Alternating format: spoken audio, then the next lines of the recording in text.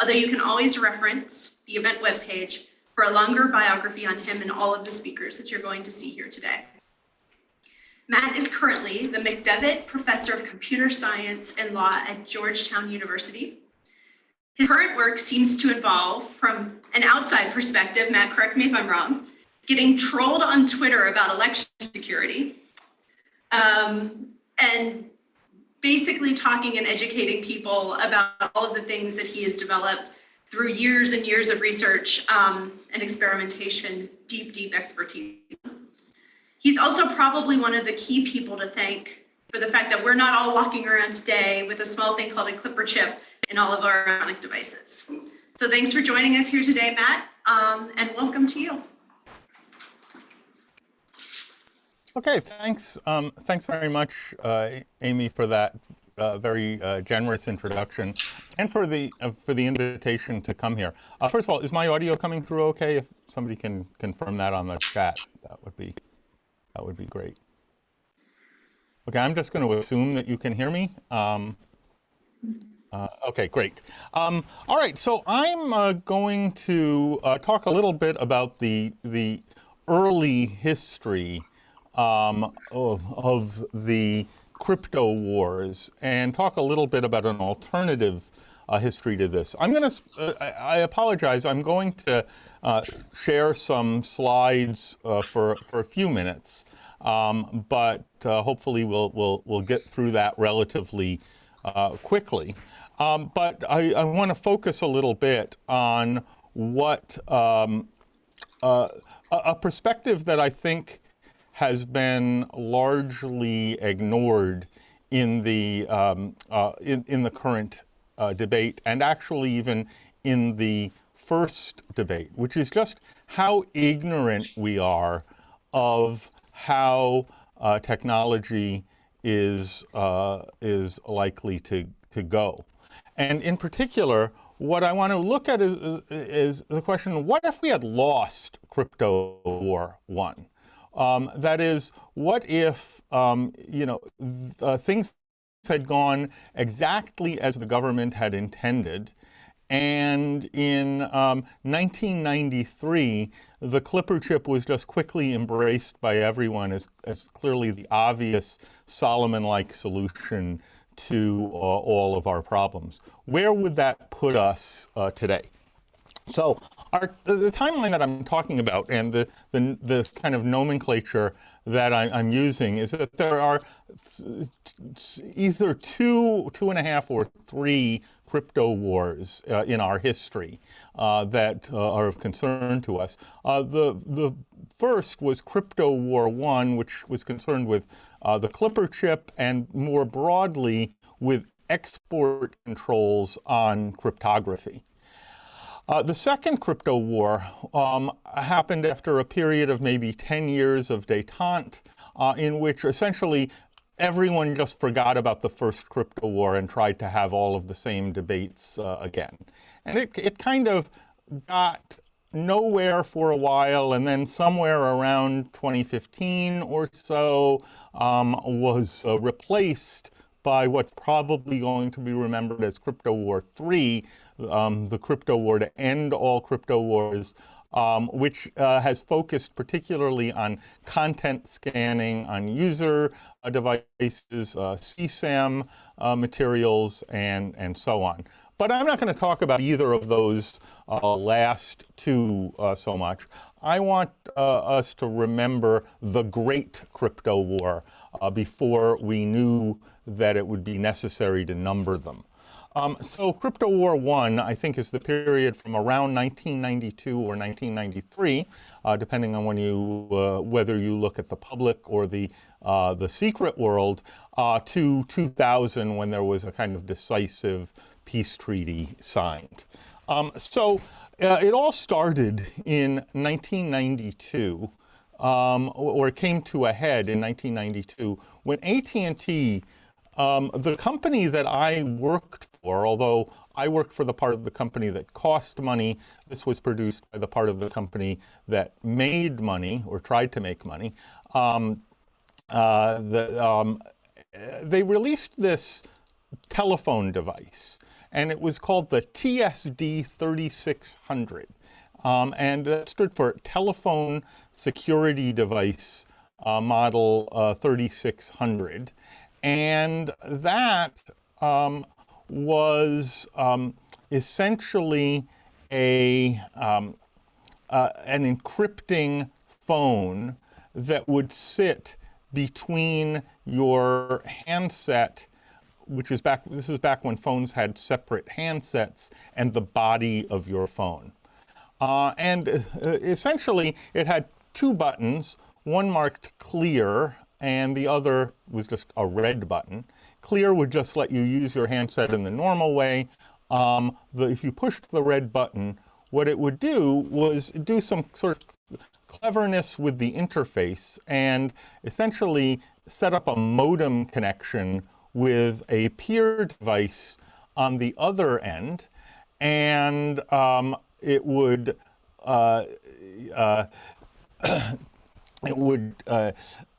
then do a Diffie-Hellman key exchange and show the hash of the key on the screen, and then do a DES encrypted, data encryption standard encrypted voice conversation over that modem link.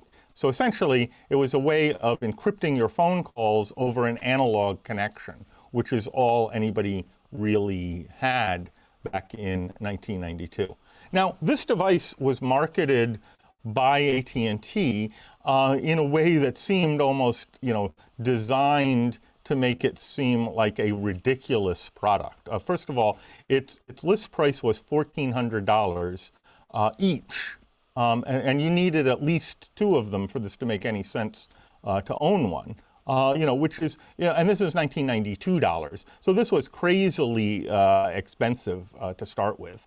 And, in fact, I think they sold, a couple hundred of them to mostly to paranoid crazies. But in spite of the fact that this phone was, not likely to be successful, at least in this form, it resulted in a complete freakout on the part of the government.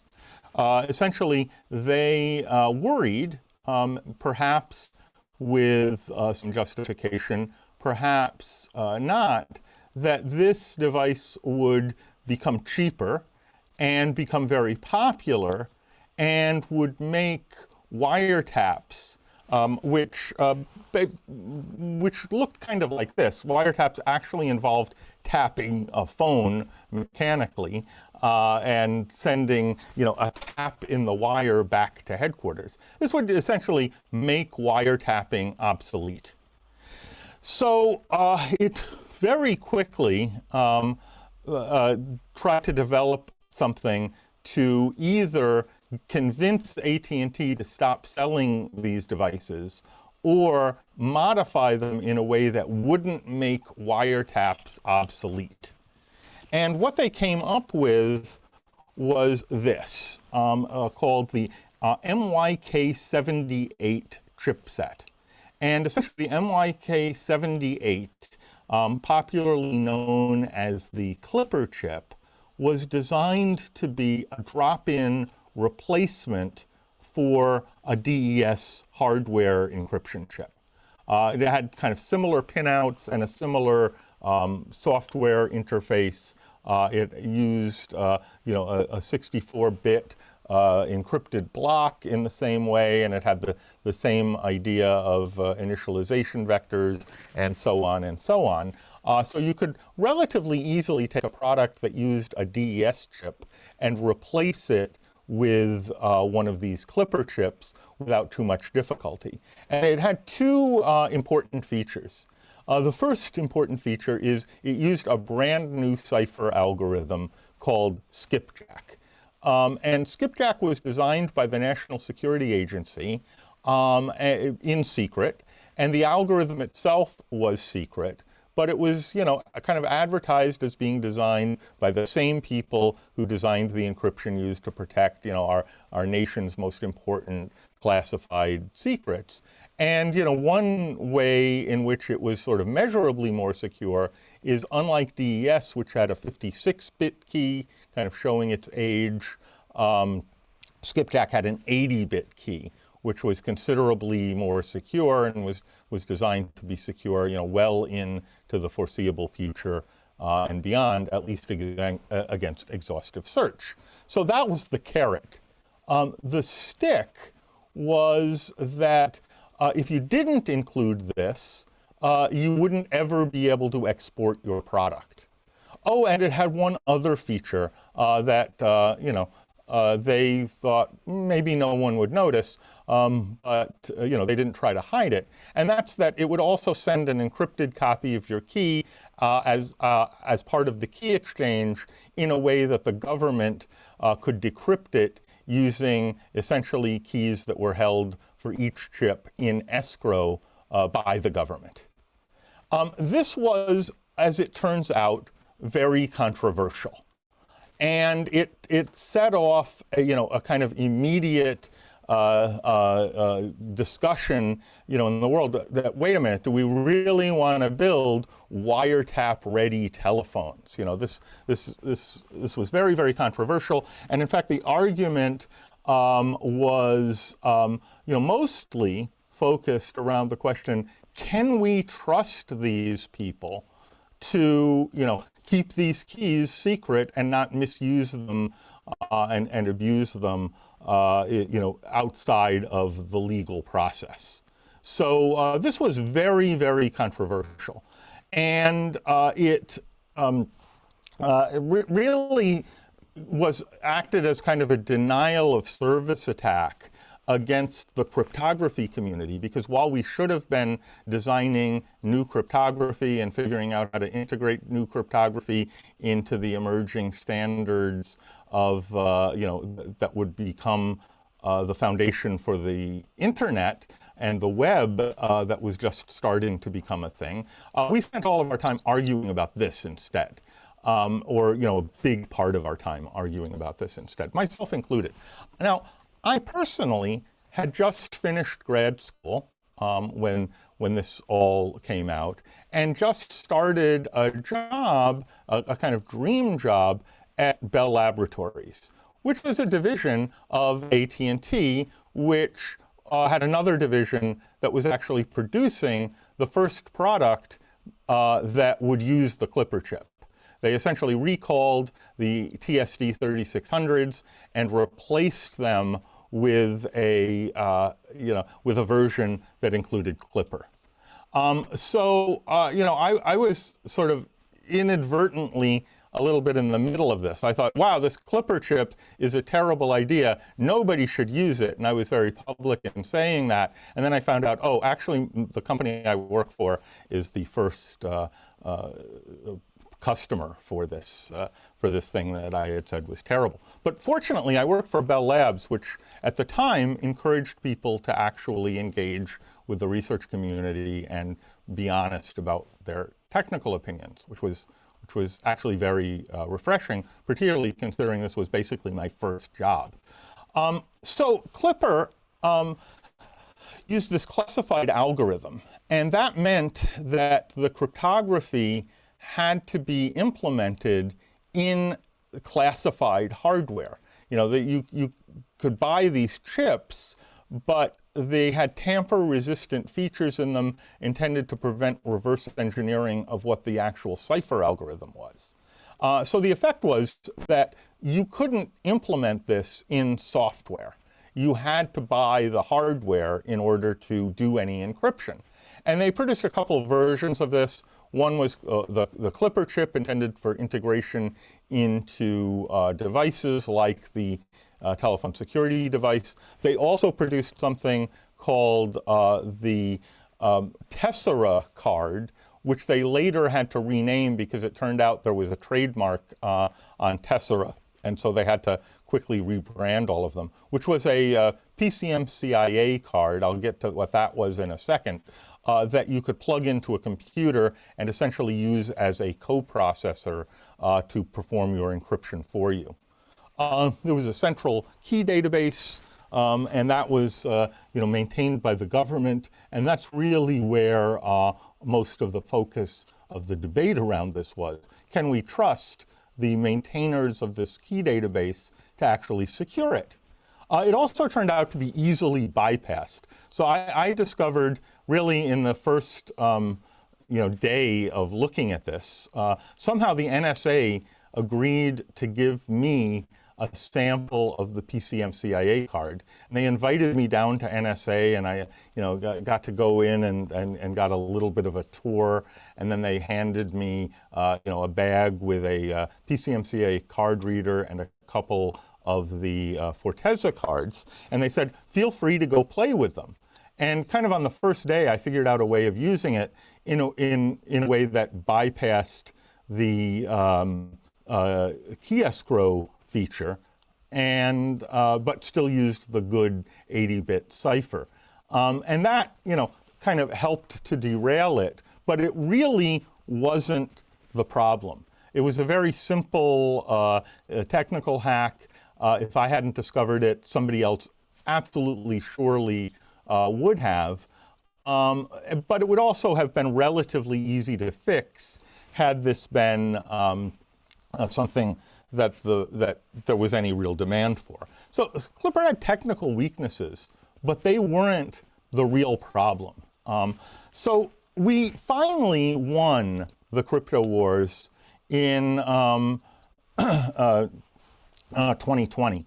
The Clinton administration finally basically got rid of the stick and agreed to allow non-escrowed cryptography to be exported, and allowed for the market to just introduce unescrowed cryptography into standards.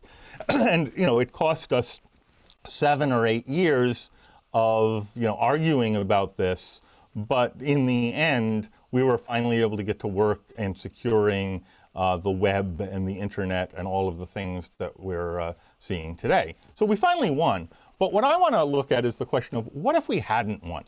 What if it had gone a little bit differently? So there were 2 big risks with Clipper. And one was, can we trust the system if it works properly?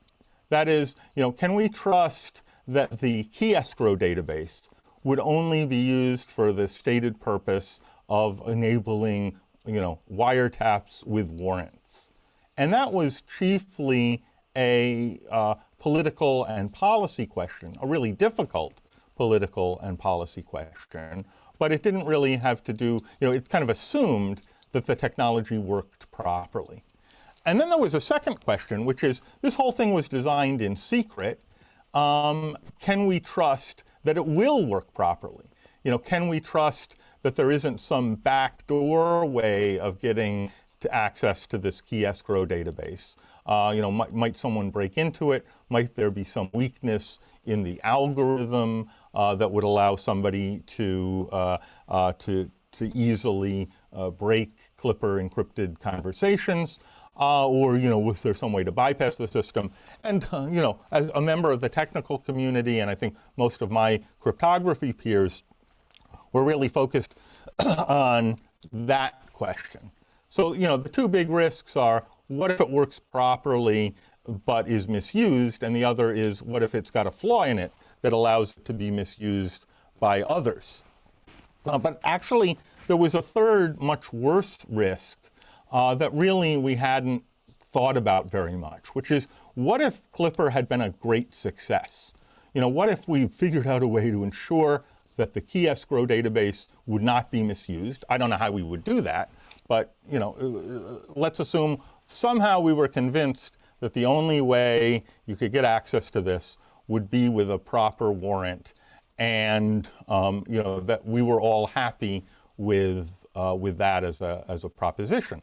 What if, and there hadn't been any technical flaws or anything like that, what if Clipper had just been a big success, and this became the cryptography standard that we all used, as the US government had hoped, and somehow all of the international problems of, why should people outside the US use this? What if everybody just decided, yeah, this is the right thing to do, we all trust the US government, and we all trust this database, and nothing went wrong?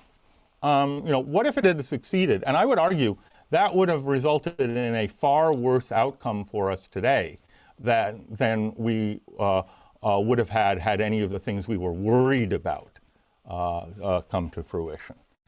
In order to understand why I would say something like this, I want to go back to 1993. In 1993, the word crypto wasn't really one anybody had heard about, but to the extent anybody had heard it, it still meant cryptography. We were discussing crypto policy on a Usenet news group, which was like a message board that everybody on the internet had access to, called sci.crypt. And when we wanted to share papers and results and documents and things like that, we did it via something called the FTP protocol. And that was true because at that point the web really did not exist. It had just been sort of proposed. A few people had early web browsers, but it wasn't really anything that anyone heard of. Certainly nobody confused the web with the internet back then, because most people hadn't even heard of the web to the extent that it was there. Mostly the internet meant the compact discs that AOL regularly sent out in the mail to people that you could use to load the AOL software on your Windows 3.1 machine, or you could use it as a coaster or have fun microwaving it. Most of the people that were online were using proprietary services like AOL that they reached via dial-up modem. Fax machines were still incredibly important and were largely more important than things like email for business-to-business communication. And in fact, there was a third Clipper chip product, although they never actually brought it to market, which was the encrypted fax machine, because I think they understood that you couldn't really be taken seriously as a communication device unless you supported fax. The future of telecommunications was ISDN, which allowed for a kind of native 64-bit connection with two channels, so 128 kilobits of incredibly high-speed data to your home, and that was really regarded as the future of high-speed data. Cell phones existed back then, but they were mostly an expensive luxury, and they were incredibly awkward and clunky. They still mostly had models that were designed to be installed in your car. We still hadn't figured out back then that telephones were associated with people rather than with places. So this idea of communication and of wiretapping and what you were securing was really place to place rather than person to person. And this idea of mobile computing wasn't something that anyone other than crazy visionaries really thought about. No one knew anything about Edward Snowden back in 1993. In particular, the NSA had a few leaks come out of it, but in every single case, they were spies directly selling secrets to foreign intelligence agencies. This idea that NSA secrets would become publicly leaked was simply not something that was within the realm of anyone's experience, because it had never actually happened before. And the main cipher that we were using was the data encryption standard, which was about 2 decades old at that point, 56-bit keys, and relatively slow to encrypt in bulk in software. So you could put DES in software, but really it was designed to be implemented in hardware. So in 1993, what everybody kind of understood intuitively was that cryptography was special. It wasn't widely used. There wasn't really a wide need for it because most communication was over wire lines. Tapping a communications link would involve, actually getting access to the wires, which was, who could do that? Getting access to stored data on a computer would involve physically burglarizing the computer and stealing the disk, which is, possible, but it's certainly not something you could remotely do over the cloud, because the cloud in 1993 was a weather feature. It wasn't a place to store your data. So, attacks on communication meant physical wiretapping, and attacks against stored data meant, for the most part, actual physical access. And, because almost nothing was connected full-time to the internet, except for big server machines at companies that were sort of, still a little bit on the margins. You could put a PCMCIA card as the main coprocessor interface on your 15-pound laptop, and you had a special briefcase for your laptop because it was so big, heavy, clunky, and fragile.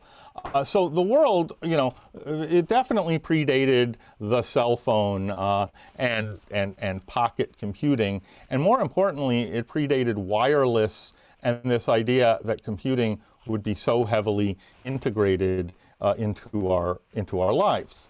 So what am I getting to? So the 1990s were a really important time in our history because it was just before everything got so big that you couldn't change it. The basic standards for the internet already existed from the late 70s and 1980s. The 1990s were when most of these standards were being finalized, and in particular, that was when almost all of the cryptography and security standards were being developed from the start, and our assumptions were rapidly changing. Hardware was becoming much faster. Cryptography and software was starting to become a real possibility by 1993, even though historically it had been something that you really needed hardware for. By 1993, we were starting to see that it was practical to use general-purpose computers to do cryptography. So if Clipper, requiring all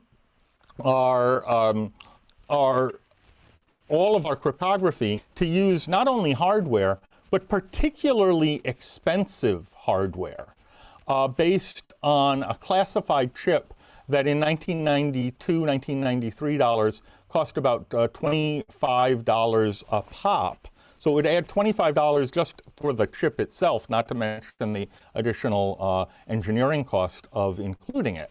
So if you wanted to include encryption, and Clipper was what you had, you basically had a choice between not including encryption and including what was guaranteed to be expensive marginal cost encryption. And that might have seemed like a reasonable thing because historically we had always used hardware to do encryption, around 1993. But by 1994 or 1995, that was pretty plainly ridiculous.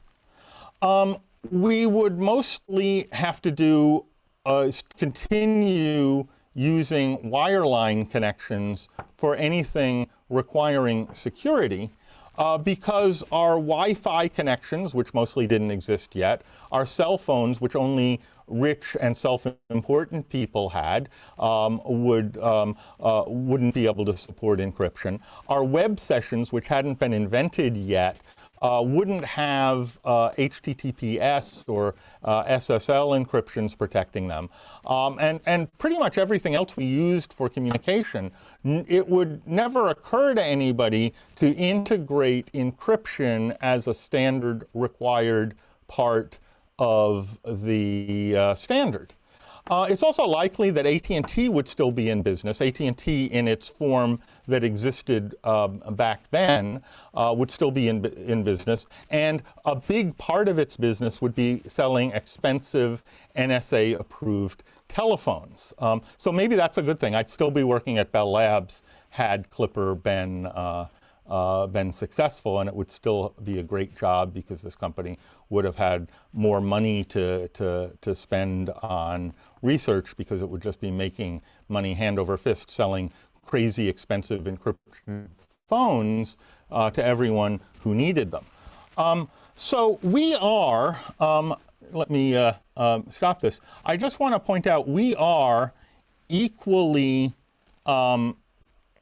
ignorant today of what the future in 20 to 30 years will look like as we were in 1993 about what 2021 would look like. The standards we're developing today, just as the standards that we developed in the 1990s, are being used in 2021. The standards we're developing in the 2020s are going to be with us in the 2050s. So, I want to urge us to be very, very cautious and very humble about our ignorance and what we're imposing on technologies that haven't been invented yet. The current debate has shifted to scanning of encrypted data before it gets encrypted to see if it has CSAM imagery. That's currently the hot debate du jour. So what if that debate gets settled and we invent a standard for doing that today in 2021? Based on all of the assumptions about what the world looks like from a technological and social point of view in 2021. Are those decisions and those assumptions still going to be valid in 2051? I suspect we will regret embedding anything today into those standards going that much farther. So I think I have a few minutes for people to ask questions or make comments or give me a hard time. Thanks so much, Matt. I invite those in the room to join me in applause. I think he can hear us. We're so not used to clapping anymore. We've been in virtual rooms for way too long. Silicon Flatirons has what we call the Phil Weiser rule after our founder, where we always invite a student to ask the first question. I believe we have Taylor here to ask a first question of you, and I'll invite her up, and I'm going to step back to give her the podium.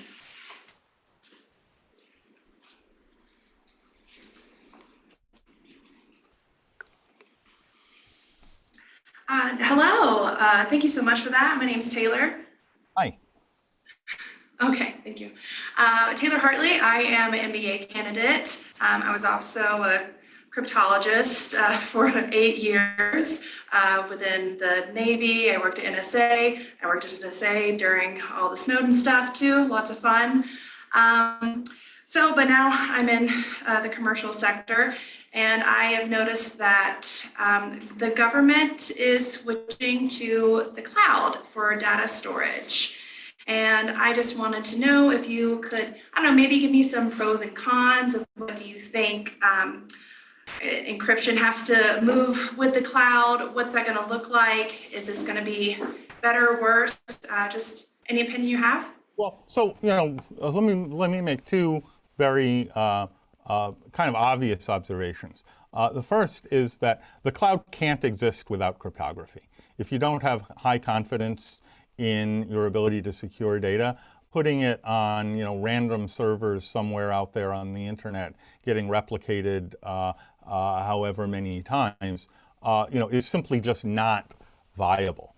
So, there are all sorts of economic and reliability benefits to the cloud. There are also some disadvantages, but, people seem to really like the ability to do this. In particular, outsourcing system administration for servers to people who can do it at scale is economically very sensible for small and medium-sized entities and even large things like the government. But you simply can't get that benefit if you don't trust that your data is secure. So unless we have not just encryption highly available, but encryption that we really trust, that we trust just as much as we would if we had complete control over that data locally, we just can't have the cloud. The cloud followed the availability of strong, ubiquitously available encryption. The second is, I don't think the cloud is such an unconditional benefit as we often think it is. One of the problems, and this isn't a security problem, but it's rather a reliability problem, is that we have kind of lost in small and medium-sized enterprises the expertise to manage things locally. We're utterly dependent on outsourcing servers and outsourcing big parts of our IT because that expertise is just not available locally at small scale. If the cloud services go down, you probably don't have somebody on staff who can stand up something locally. So, it's still not without risks, but those risks aren't so much confidentiality as they are, reliability and availability and recovery.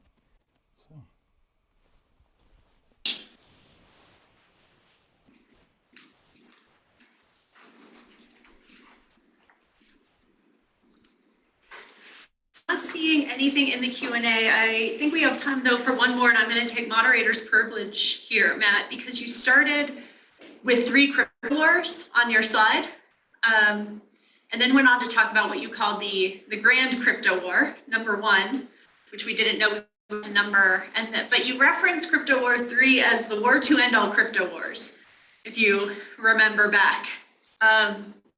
Do you think that's true? Or will there be a crypto war 4? Because you seem I'm trying to be a combination of optimistic and pessimistic here. I'm optimistic because I can't handle a 4th crypto war.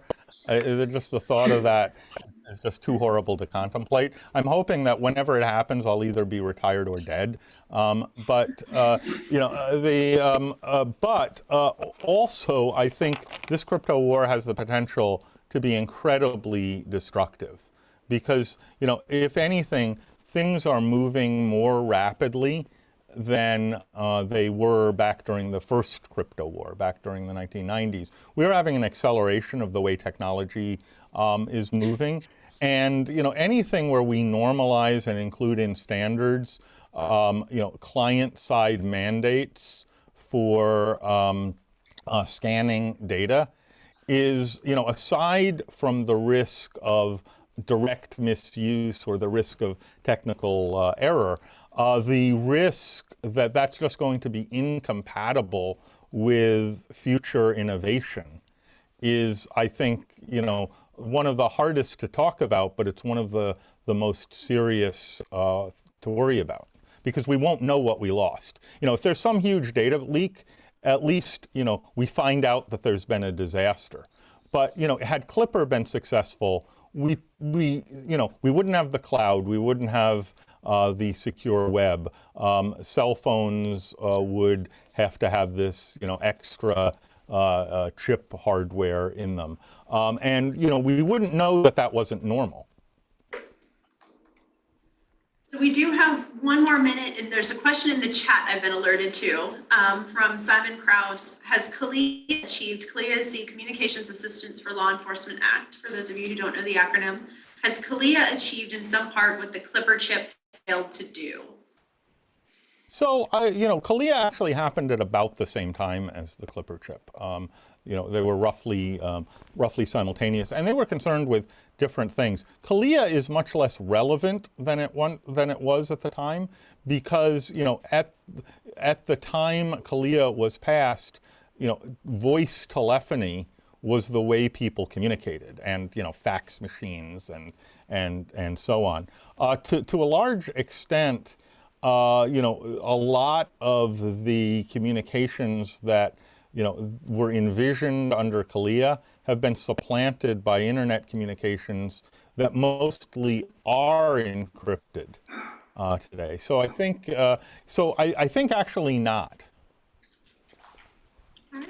Well, we are at time. Thank you so much for such a great presentation to open our day. Thanks for joining us and tuning in. Oh, thanks for having me.